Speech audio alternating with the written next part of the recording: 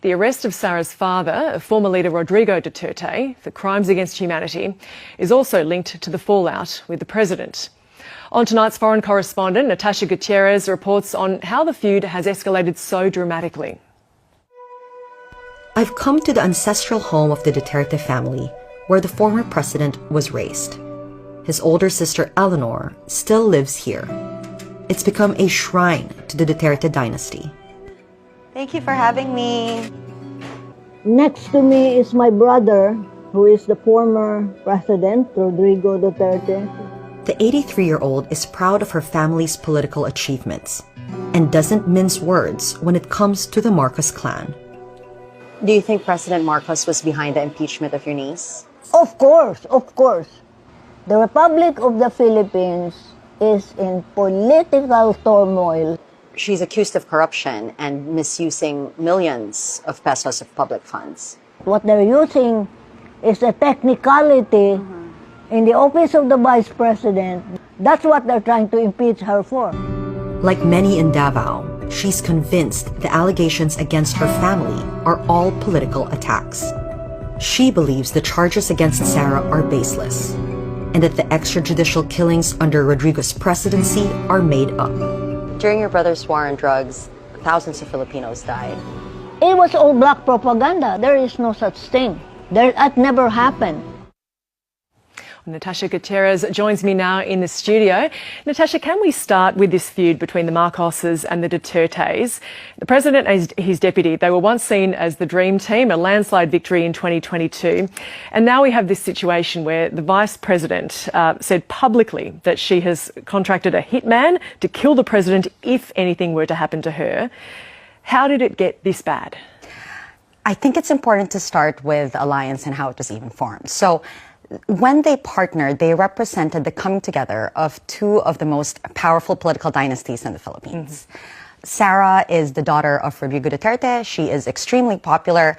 Marcos Jr. needed to partner with her in order to win the presidency. As for the Dutertes, they needed to partner with the next president precisely to protect Rodrigo from persecution for his war on drugs. So from the very beginning, it was an alliance of convenience.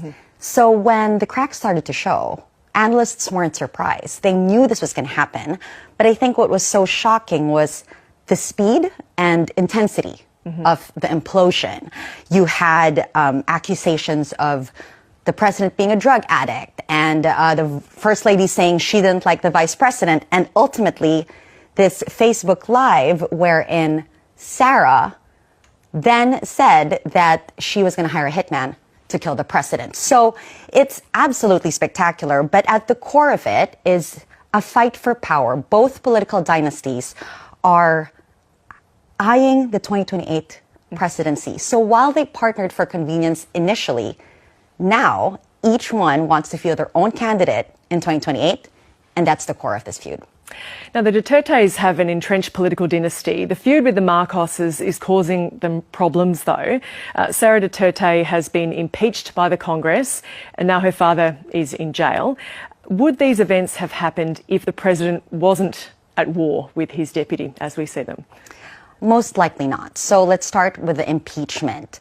There were calls for impeachment against the vice president because of misuse of public funds in her office. But in the beginning, when those calls were happening, Marcos Jr., the president himself, said that would be a waste of time. There was many other issues that the House should be dealing with. So he was against that impeachment.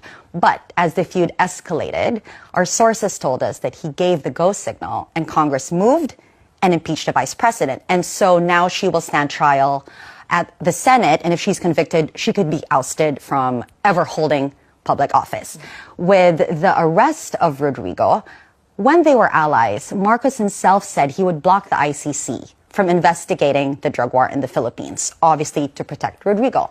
Again, as the feud intensified, his government shifted their stance. He said he would oblige Interpol if they were to issue an arrest warrant, which they did. Now, note that the ICC does not have any power to arrest anyone. They need the participation of countries in order to arrest suspects. So, for example, Netanyahu has an arrest warrant against him. Putin has an arrest warrant against him.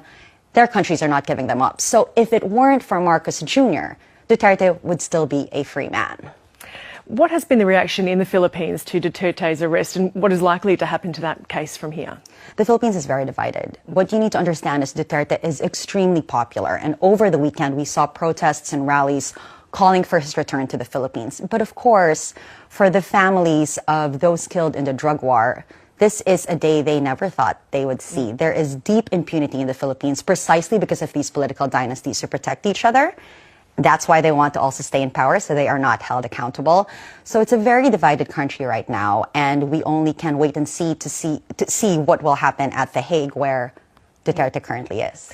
Natasha, the Philippines President Ferdinand Marcos Jr. is the son of the former president, the same name, forced into exile after the people there revolted against him. What does this victory over the Duterte family mean for the Marcos political dynasty? He was the son of a former dictator. So can you believe that 40 years after he was ousted, his son is now in power? What does that mean?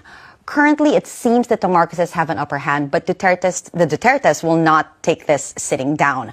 Sara Duterte has already hinted at running for president in 2028. If she survives the impeachment, she could very well win.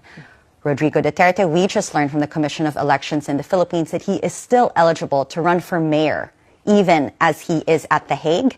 That's the midterm elections in May. If he wins, that will show you that the Dutertes are not going away anytime soon. So for now, the Marcoses do have the upper hand, but the midterm elections in May, I think, will be a great test to the power of both dynasties. Natasha Gutierrez, thank you for joining us.